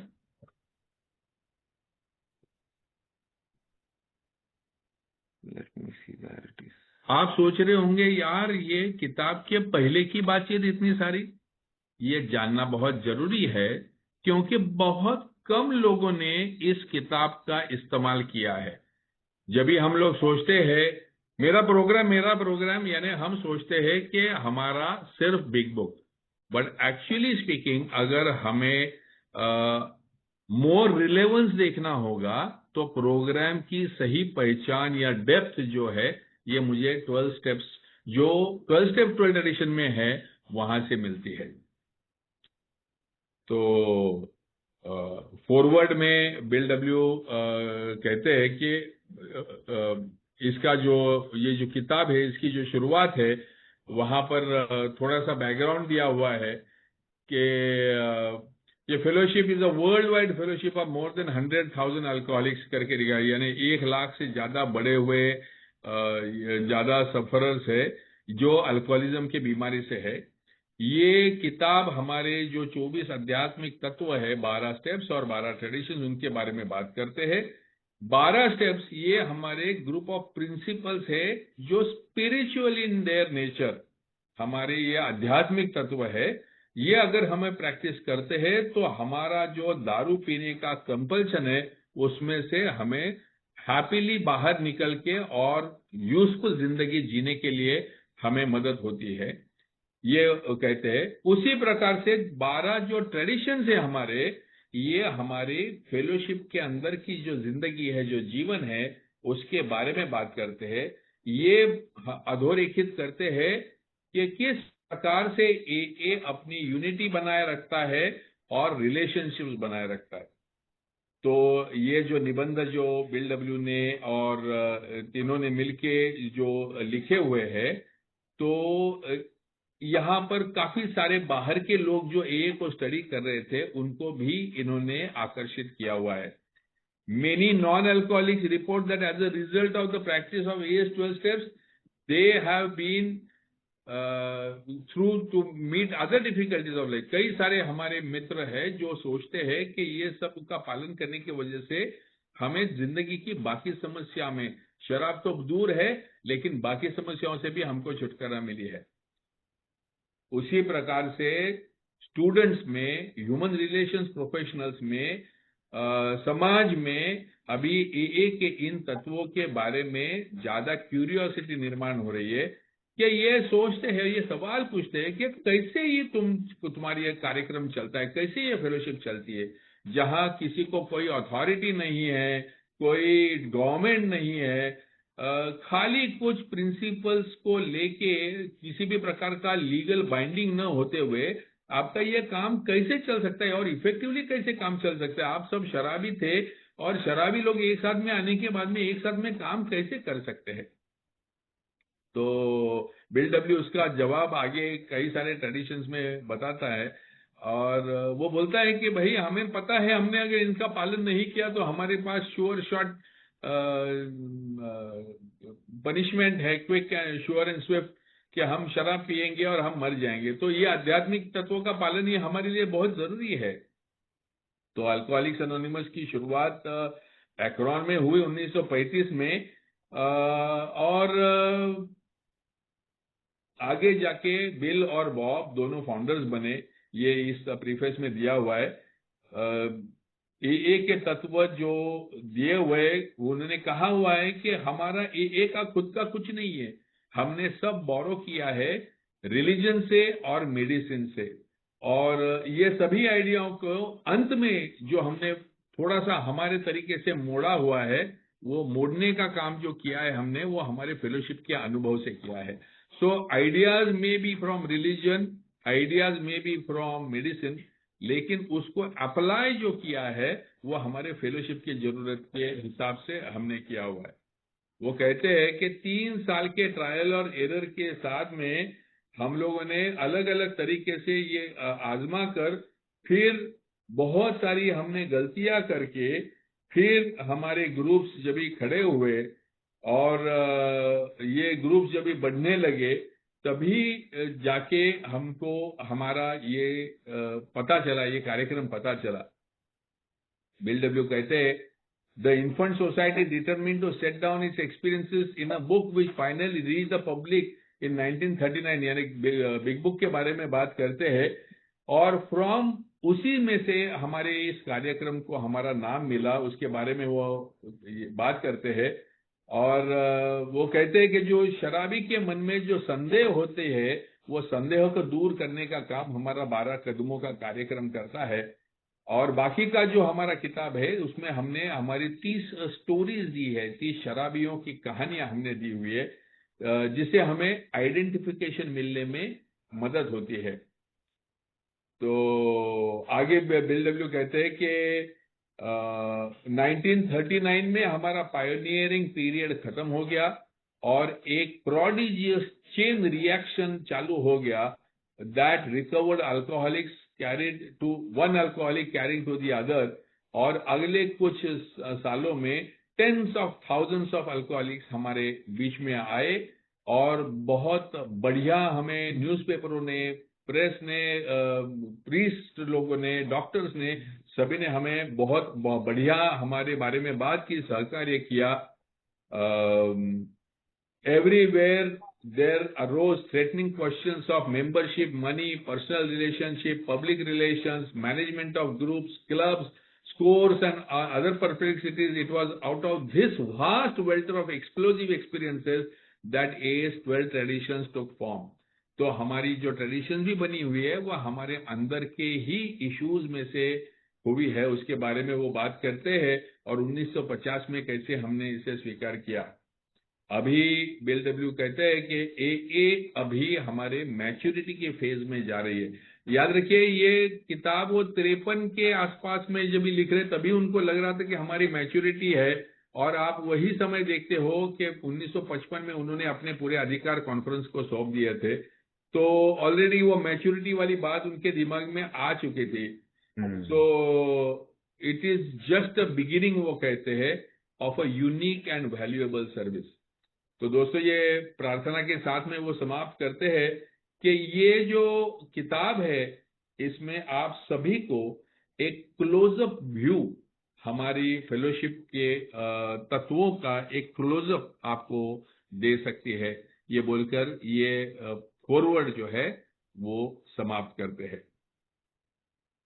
सो दोस्तों ये रहा हमारा forward. Please stop the screen share. और ये रही हमारी पूरी बैकग्राउंड इंफॉर्मेशन जो हम लोग आपके सामने लाना चाहते थे कि ये किताब बनने के पीछे कितना विचार गया है, कितने लोगों का कितना राइटिंग, रीराइटिंग, एडिटिंग, पॉलिशिंग, ये सब हुआ है। और हर एक जो वर्ड है ये वर्ड के ऊपर विचार किया गया हुआ है, और इसीलिए मैं मानता हूं कि ये किताब ये ज्यादा कंप्लीट किताब है। हाँ, जो कि हमारी AA की शुरुआत में बिग बुक जितना महत्वपूर्ण है उतना ही आपके सोबर होने के बाद में ये कार्यक्रम की सही समझ मिलने के लिए 12 स्टेप्स 12 ट्रेडिशन ये किताब उतना ही महत्वपूर्ण है। सो दोस्तों आज हम लोग इस जो बैकग्राउंड है यहीं पर हम लोग खत्म करेंगे, और अगले जो 10 मिनट है वो हम दोनों में से कुछ छूट गई होगी बात, वो कोई ऐड करना चाहता होगा, या हम दोनों ने जिस प्रकार से ये किया उसके बारे में अगर आपके कुछ सुझाव है या आपको कुछ इसके बारे में और कहना है तो उसके लिए अगले 10 मिनट हम लोग ओपन रखेंगे।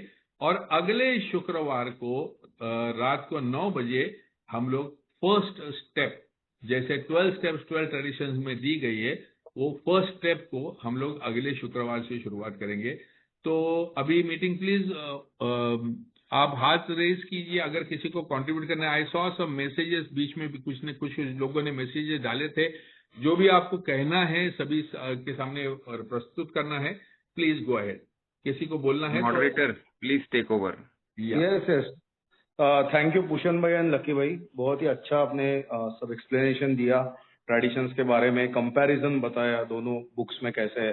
तो दोस्तों अभी हम क्वेश्चन आंसर्स एक 10 मिनट है हमारे पास, so please raise your hand अगर किसी को क्वेश्चन पूछना है। हरीश भाई Surat, he wants to ask question. Harish भाई प्लीज आपका सवाल पूछिए अनम्यूट करके। सवाल तो नहीं है, लेकिन 12 एंड 12 की जो किताब की अभी जो प्रस्तावना फॉरवर्ड जो पढ़ा गया, उसमें एक जो पैराग्राफ बीच में आया वो मुझे बहुत गहराई से हिला दिया था। वो मैं वापस मेंशन करना चाहूंगा, बहुत मुझे महत्वपूर्ण लगा मेरी लाइफ के लिए, कि बहुत सारे बिन शराबी जो है, जो शराब नहीं पीते हैं, उन लोगों का कहना है कि इन 12 कदमों को अपने जीवन में आचरण करने के फलस्वरूप हम अपनी निजी गहरी समस्याओं को सुलझा सके। और वो लोगों का कहना है, यानी कि ये बिन शराबी लोगों का, मेरे जैसे शराबी के लिए कहना है कि ये 12 कदम का जो कार्यक्रम है, ये हर एक शराबी को शराब से दूर रहने के अलावा बहुत कुछ मायना रखते हैं। जो परिणाम हम पाना चाहते हैं वो इस 12 कदम के प्रोग्राम से मिल सकता है।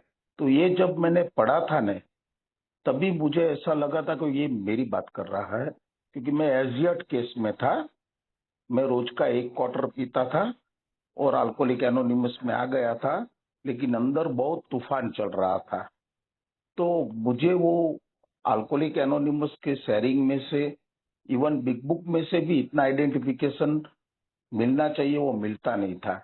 लेकिन मेरी रिकवरी के अंदर सबसे अहम भूमिका अगर किसी ने निभाई हो तो ये 12 एंड 12 की किताब। और ये 12 एंड 12 की किताब पब्लिश हुई भी नहीं थी, हिंदी में ट्रांसलेशन दिल्ली में हम किसी ने लोग करके थोड़ा रखा शॉर्ट था। में रखेंगे तो हाँ, ज्यादा बेहतर है। हाँ, तो मैं बहुत सारे थोड़ा, लोगों को हाँ, तो थोड़ा उस वहां से मुझे ये कॉपी मिल गई थी। बाद में जीएसओ ने पब्लिश की, शायद 1-2 साल की सोपराइटी मेरी रही होगी, तभी से मुझे ये किताब ने बहुत मदद की। और ये सेंटेंस ने मुझे हिला दिया था कि निजी समस्याएं अंगत समस्याओं का सॉल्यूशन पाने के लिए 12 कदम कितना महत्व का कार्य करता है। धन्यवाद। टाइम थैंक यू को हरीश ध्यान भाई। में रखते हुए रिक्वेस्ट है कि कृपया आप प्रिसाइजली और शॉर्ट में रखें। लकी जी और भूषण जी से रिक्वेस्ट है कि जो आपने डिस्प्लेस किए थे, क्या आप उसको सबके सार्वलौकिक कल्याण के लिए ग्रुप पे डाल सकते हैं क्या? ये रिक्वेस्ट आई थी। जरूर लक्की भाई। Yes, yes. तो ये प्रेजेंटेशन, मेरा जो पीपीटी है वो भी, और आपका जो कंपैरिजन है वो भी थोड़ा सा एडिट करके हम लोग ये ग्रुप पे, अपने व्हाट्सएप ग्रुप पे पोस्ट कर सकते हैं। ओके, थैंक यू भूषण भाई। Before taking next question, Ashwin ji, अगर मैं सबसे किटी का अपील करना चाहूंगा। दोस्तों हम हमारा ए ग्रुप इज सेल्फ सपोर्टिंग, हम किसी बाहर से हेल्प नहीं लेते, किसी पर्सन से, ऑर्गेनाइजेशन से। सो अश्विन भैया, आपसे रिक्वेस्ट करता हूँ, अगर किटी के डिटेल है तो प्लीज आप स्क्रीन पे शेयर कीजिए।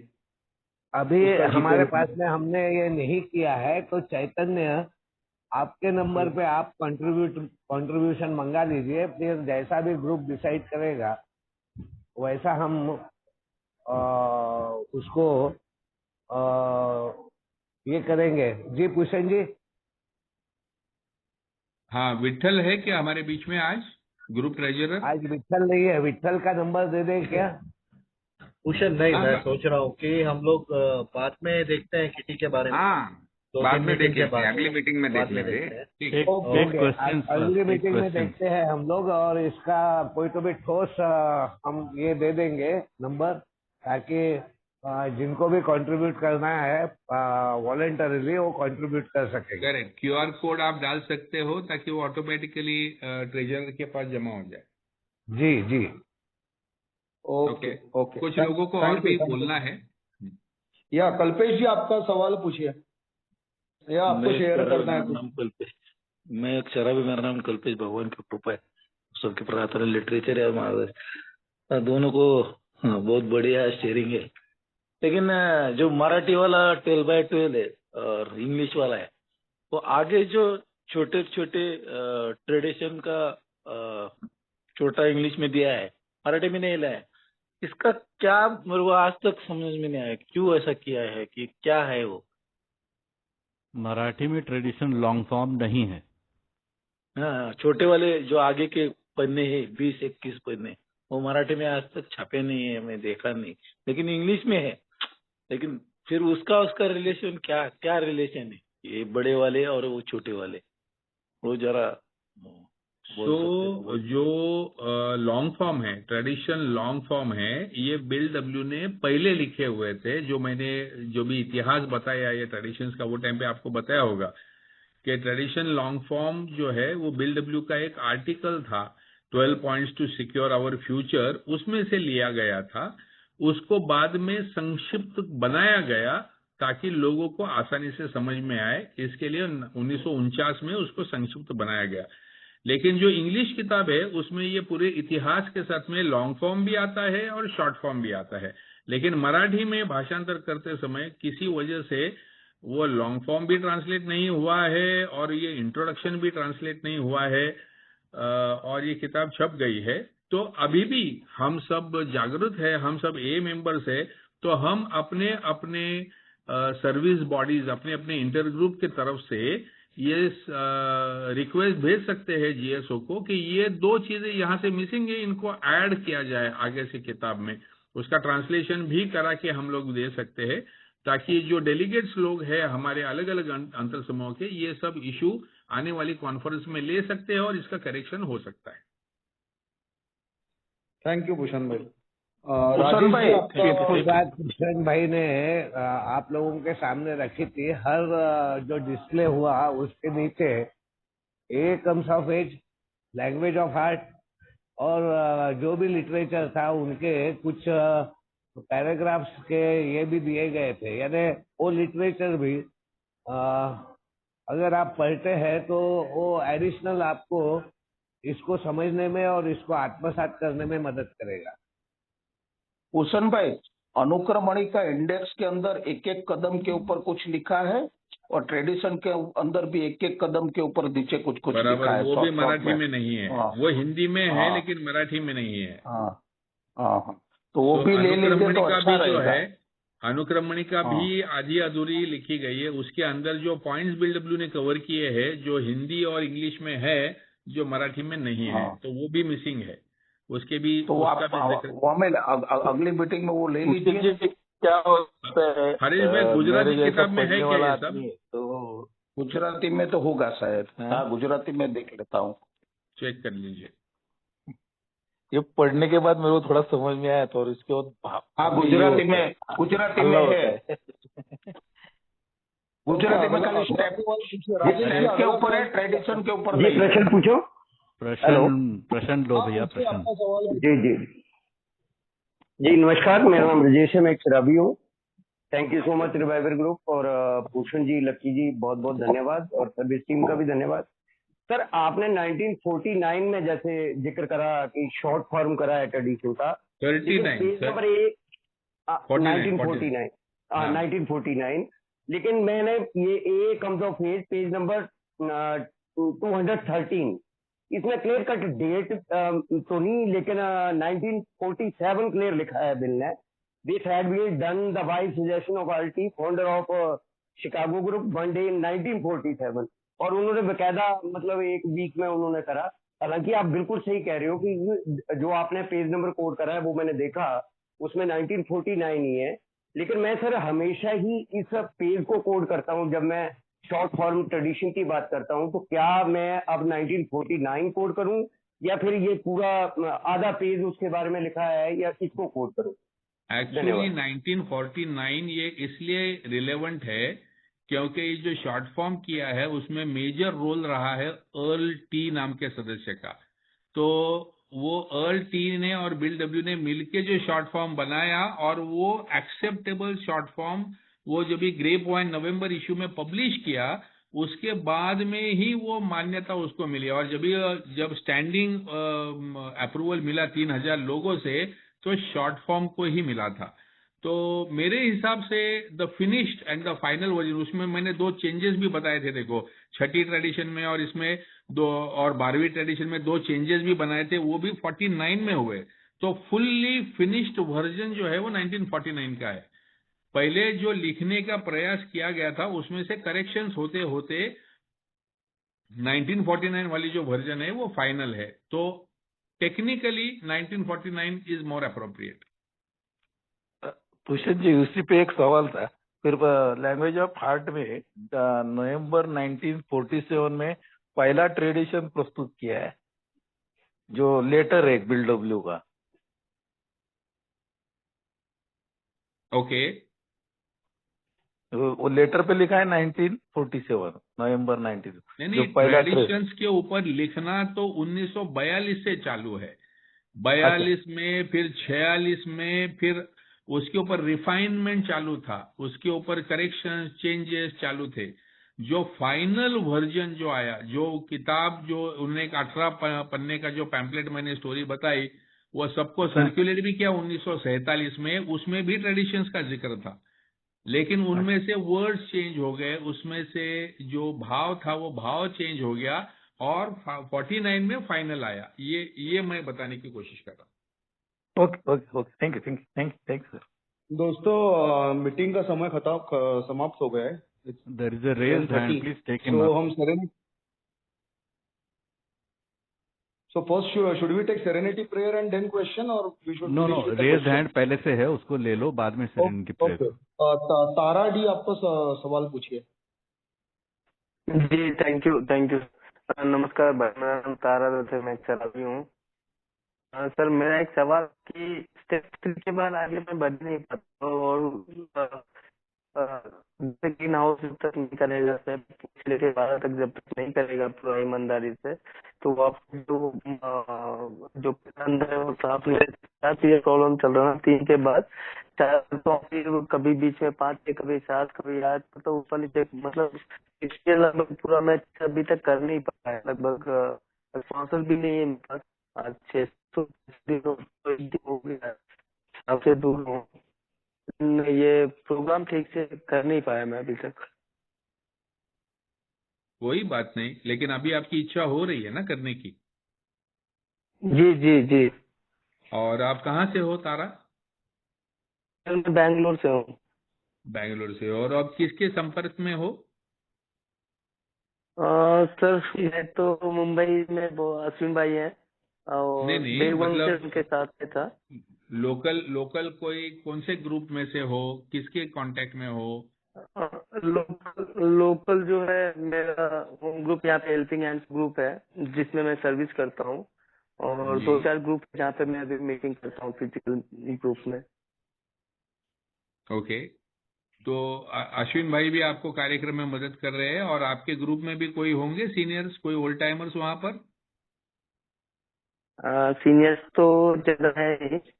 एक वो कम है, सब अलग ही है सब, मतलब एक साथ ही आए थे कुछ 7 लोग। तो लास्ट में अश्विन भाई भी आए थे, तो समझा के गए थे, उसे फायदा हुआ था। ठीक। तो अभी कुछ तो लोग अभी जो हम आप लोग सभी अभी ये ग्रुप में जुड़ गए इतना पे ही हो, है। अभी आप ग्रुप में जुड़ गए हो, इसमें हम यही सब अपने आप को खोजने का ये प्रयास करने वाले हैं, ज्यादा गहराई में खोजने का प्रयास करने वाले हैं। आपके लोकल ग्रुप की मीटिंग्स में जरूर जाइएगा।